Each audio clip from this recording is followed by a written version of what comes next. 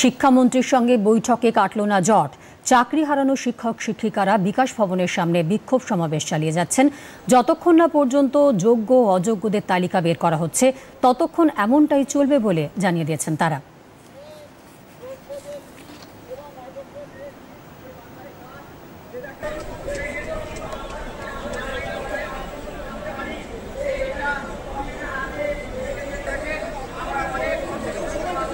আমরা এখানে অবস্থান করব, সারা দিন সারা রাত আমরা এখানে অবস্থান করব এবং